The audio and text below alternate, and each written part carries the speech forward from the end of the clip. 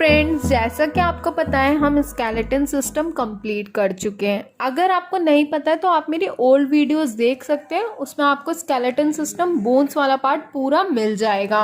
और यहाँ से हम स्टार्ट करेंगे अपना मस्कुलर सिस्टम। मस्कुलर सिस्टम क्या है, कैसे कैसे उसके अंदर फंक्शंस वगैरह सब कुछ हम मस्कुलर सिस्टम अब पढ़ेंगे। जो हमारा मस्कुलर सिस्टम है वो सिर्फ और सिर्फ मसल्स से मिलकर के बना हुआ है। इसमें कोई बोन्स नहीं है, सिर्फ और सिर्फ मसल्स से मिलके बना हुआ है। बोन्स के ऊपर मसल्स की कवरिंग आ जाती है, वो उसमें अब हम वो पढ़ेंगे कि मस्कुलर सिस्टम में कैसे कैसे क्या क्या हो रहा है। अब हम देखेंगे मस्कुलर सिस्टम में सबसे पहले मस्कुलर मूवमेंट। मस्कुलर मूवमेंट क्या है? जब हम मसल्स को मूव करते हैं वो होता है मस्कुलर मूवमेंट, यानी it occurs due to contraction of muscles, यानी मसल्स का कॉन्ट्रैक्ट होना ही मस्कुलर मूवमेंट है। अब इसके दो टाइप्स होते हैं, एक तो इनवॉलेंट्री और एक वॉलेंट्री। अब वॉलेंट्री और इनवॉलेंट्री में डिफरेंस देख लेते हैं क्या होता है। अब वॉलेंट्री मूवमेंट क्या होता है? जो कि हम खुद कंट्रोल कर सकते हैं या खुद प्रोड्यूस कर सकते हैं, वो हमारे ही हाथ में होता है। जैसे कि डांस करना, ये वॉलेंट्री मूवमेंट है। लिखना, चलना, ये होता है हमारा वॉलेंट्री मूवमेंट। अब इनवॉलेंट्री मूवमेंट क्या होता है? इनवॉलेंट्री मूवमेंट वो होता है जो कि हम खुद प्रोड्यूस नहीं कर सकते, जैसे कि पेरिस्टालसिस मूवमेंट, ये आपको पता है हमारा ईसोफेगस में जो होता है, ये हम खुद कंट्रोल नहीं कर सकते, ये अपने आप होता है। ठीक है। अब हार्ट जैसे कॉन्ट्रैक्ट कर रहा है, रिलैक्स कर रहा है, वो हमारे हाथ में नहीं है, वो भी अपने आप हो रहा है। ये होते हैं इनवॉलेंट्री मूवमेंट्स। वॉलेंट्री मतलब जो हम खुद कंट्रोल कर लेते हैं, इनवॉलेंट्री जो हम खुद कंट्रोल नहीं कर सकते। हमारी बॉडी में 40 to 50% वेट सिर्फ और सिर्फ मस्कुलर टिश्यू का है। 4 टाइप्स के टिश्यू होते हैं, पर उसमें 40 to 50% सिर्फ और सिर्फ मस्कुलर टिश्यू का ही पार्ट है। अब हम देखते हैं टाइप्स ऑफ मसल्स। अब देखो, हमारे पास 3 तरह के मसल्स हैं, skeletal muscle, smooth muscle and cardiac muscle. अब देखते हैं हमारी स्केलेटल मसल। जो हमारी स्केलेटल मसल है वो हमारे स्केलेटन को बनाती है, यानी कि जो हमारे स्केलेटन है वो बोन्स और कार्टिलेज दोनों से मिलके बना हुआ है। जो हमारी स्केलेटल मसल है वो हमारे स्केलेटन से अटैच रहती है। अब जो हमारी स्मूथ मसल है वो हमारे इंटरनल ऑर्गन्स में मिलती है, जैसे कि यूरिनरी ब्लैडर में आपकी स्मूथ मसल प्रेजेंट होती है। अब ये जो हमारी कार्डियक मसल है ये सिर्फ और सिर्फ हार्ट में प्रेजेंट होती है। जो हमारी स्केलेटल मसल है वो हमारे कंट्रोल में है, तो इसलिए हम उसे बोलेंगे वॉलेंट्री मसल। हम उसे खुद मूव कर सकते हैं। पर जो हमारी स्मूथ मसल है और कार्डियक मसल है वो हमारे कंट्रोल में नहीं है, तो हम उसे बोलेंगे इनवॉलेंट्री मसल। क्या आप अपने हार्ट की मसल्स को खुद मूव कर सकते हो? नहीं कर सकते, इसलिए वो हार्ट की मसल यानी कि ये है इनवॉलेंट्री मसल। अब हम इसकी क्लासिफिकेशन देखेंगे अपीयरेंस के बेसिस पे। अब देखो, हमने अपीयरेंस के बेसिस पे इसे 2 पार्ट में क्लासिफाई किया। एक तो हो गया हमारा स्ट्रेटेड और दूसरा हो गया हमारा स्मूथ। तो जो स्ट्रेटेड है उसमें हमारे स्केलेटल मसल आ गई और कार्डियक मसल आ गई। जो आप स्ट्रेटेड वाले में देख रहे हो, इसका डायग्राम मैंने सामने ही बनाया है, इसमें आपको लाइंस दिख रही होंगी, पर जो स्मूथ वाला है उसमें कोई भी लाइंस नहीं है। तो ये डिफरेंस होता है इस स्ट्रेटेड और स्मूथ मसल्स में। अब देखते हैं हमारा स्केलेटल मसल सेल। ये जो आप सेल देख रहे हैं ये आपको सिलेंडर शेप में दिख रहा है, यानी कि जो स्केलेटन मसल सेल है वो सिलेंड्रिकल शेप की होती है। और आपको इसमें बहुत सारे न्यूक्लियस दिखने को मिल रहे होंगे, यानी कि ये है मल्टी न्यूक्लिएटेड, यानी सिर्फ और सिर्फ स्केलेटल ही मल्टी न्यूक्लिएटेड है, क्योंकि इसमें बहुत सारे न्यूक्लियस प्रेजेंट हैं। ये जो स्केलेटल मसल सेल है ये सिंसीशियम है। सिंसीशियम और सिनोसाइट में मैं आपको डिफरेंस बताऊंगी अभी क्या होता है। अच्छा, ये जो स्केलेटल मसल है इसमें आपको ये जो इमेज है इसमें आपको बैंड्स दिख रहे होंगे, एक तो डार्क बैंड है और एक लाइट बैंड है। अब इसमें 2 बैंड्स होते हैं, एक डार्क और एक लाइट बैंड, इसीलिए हम इन्हें स्ट्रेटेड मसल्स भी बोलते हैं। इसके एग्जाम्पल होते हैं आपका बाइसेप्स, ट्राइसेप्स, ये इसके एग्जाम्पल हैं। अब हम देख लेते हैं सिंसीशियम और सीनोसाइट क्या होता है।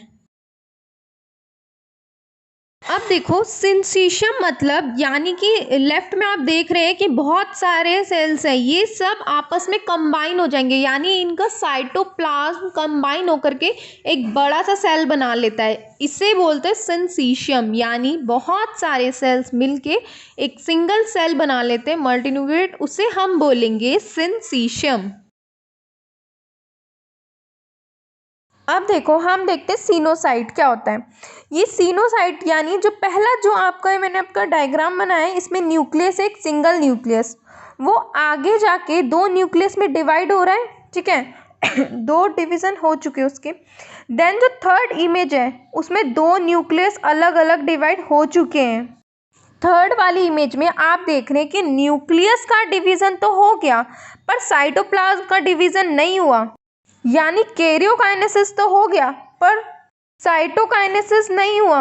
अब इसमें चाहे आप दो न्यूक्लियस बना दो चाहे चार न्यूक्लियस बना दो पर रहेगा ही सीनोसाइट, यानी कि इसमें कैरियोकाइनेसिस तो हो गया पर साइटोकाइनेसिस नहीं हुआ। अब हम देखेंगे स्मूथ मसल सेल। जो हमारा स्मूथ मसल सेल है ये हमारे स्टमक में मिलेगा, हम इसे खुद मूव नहीं कर सकते, इसलिए ये इनवॉलेंट्री। ये जो आपकी मसल होती है इसमें सिर्फ और सिर्फ एक ही न्यूक्लियस होता है और ये पूरी स्मूथ दिख रही है, ये ऐसी होती है और इसकी जो शेप होती है वो स्पिंडल शेप होती है। अच्छा, इसमें ना कोई भी बैंड्स नहीं होते, जैसे हमने पहले वाले इसमें पढ़े थे कि इसमें लाइट बैंड और डार्क बैंड्स थे, ये विदाउट बैंड होती है, इसलिए स्मूथ मसल है। अब देखेंगे हम कार्डियक मसल सेल। इसमें आप देख रहे हो इसमें ब्रांचेस निकल रही हैं, यानी कि इसे हम बोले ब्रांच्ड। ये ब्रांच है क्योंकि इसमें एक दूसरे से निकल करके अटैच हो रहे हैं, तो इसमें सारी ब्रांचेस निकल रही हैं। वैसे तो इसमें एक ही न्यूक्लियस होता है पर किसी किसी बुक्स में लिखा होता है कि इसमें एक से ज़्यादा भी न्यूक्लियस होते हैं। अच्छा, जैसे हमने स्केलेटल मसल में पढ़ा था उनमें बैंड्स थे, तो एक डार्क था एक लाइट था, पर इसमें ऐसा नहीं होगा, इसमें बैंड्स होंगे पर वो थोड़े लाइट ही होंगे स्केलेटल मसल के हिसाब से, मतलब थोड़े लाइट लाइट कलर के होते हैं, तो यानी इसे हम बोलेंगे लाइटली स्ट्राइटेड। ये आप इसमें देख रहे हो इंटरकैलिएटेड डिस्क, ये एक दूसरे को आपस में जोड़ रहा है, इसका काम है जोड़ने का। यहाँ आपका एक डेस्मोसोम होता है, उससे क्या होता है आपका जो सेल होता है एक दूसरे से होल्ड रहता है, इसलिए डेस्मोसोम प्रेजेंट होता है टू होल्ड द सेल। अच्छा, यहाँ पे ना एक गैप जंक्शन भी प्रेजेंट होता है, उससे क्या होता है आपका जो साइटोप्लाज्म होता है वो एक दूसरे से कनेक्ट रहता है।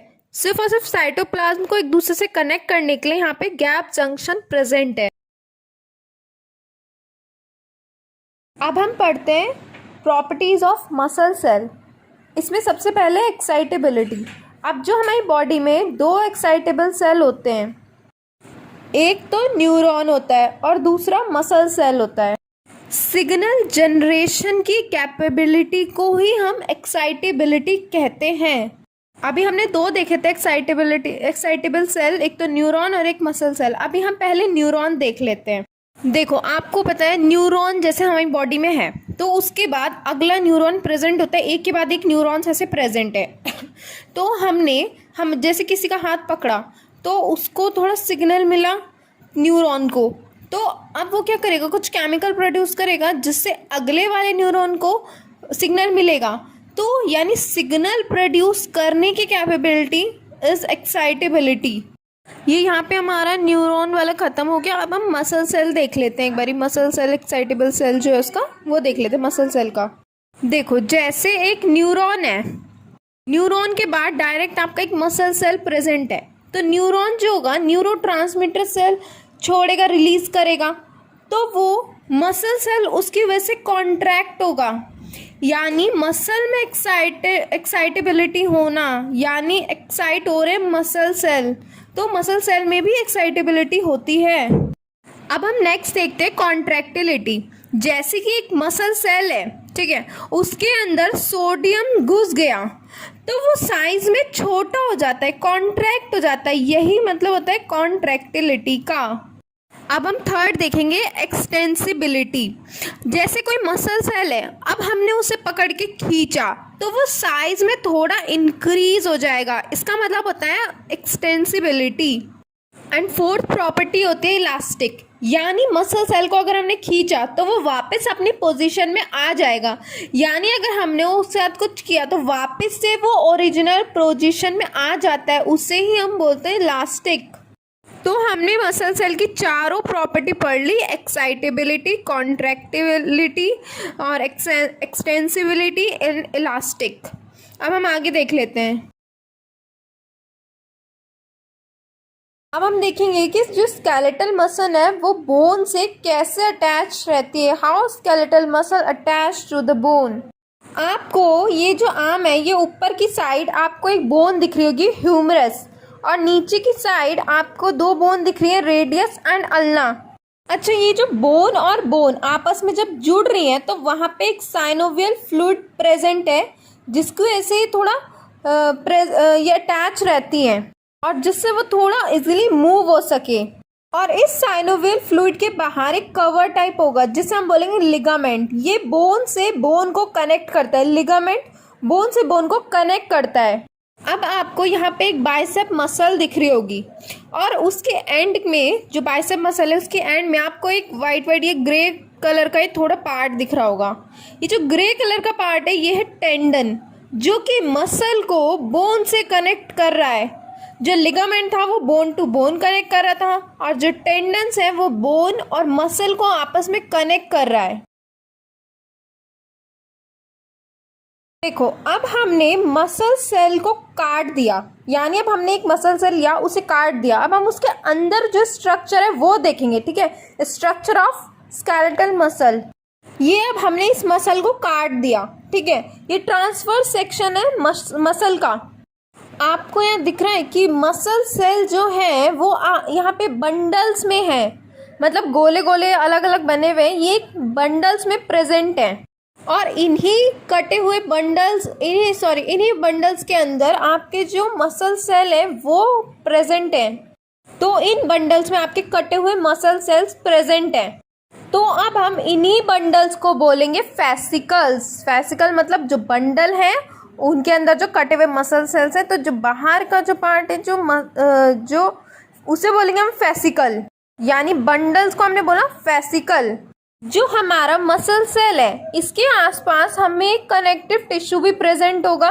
इस कनेक्टिव टिश्यू का नाम होता है एपिमाइसियम। अब मसल सेल के ऊपर एक कनेक्टिव टिश्यू प्रेजेंट हो गया हमारा। अब तो फेसिकल के ऊपर भी कुछ प्रेजेंट होगा। तो जो ये फेसिकल के ऊपर जो कनेक्टिव टिश्यू प्रेजेंट है उसे हम बोलेंगे पेरीमाइसियम। जो मसल सेल के ऊपर था वो एपिमाइसियम, और जो फेसिकल्स के ऊपर है वो पेरीमाइसियम। अब जो हर एक मायोफाइबर है, मायोफाइबर मतलब जो एक मसल सेल है उसे हम मायोफाइबर भी बोलेंगे। तो जो हर एक मायोफाइबर है उसके ऊपर भी उसके अराउंड भी एक कनेक्टिव टिश्यू की लेयर प्रेजेंट है, इसे हम बोलेंगे एंडोमाइसियम। तो एक बार हम दोबारा से रिपीट कर लेते हैं, ठीक है। हमने मसल को काटा तो उसके सबसे बाहर वाला जो कनेक्टिव टिश्यू है उसका नाम है एपिमाइसियम। देन जो बंडल के अराउंड जो कनेक्टिव टिश्यू प्रेजेंट है वो पेरीमाइसियम।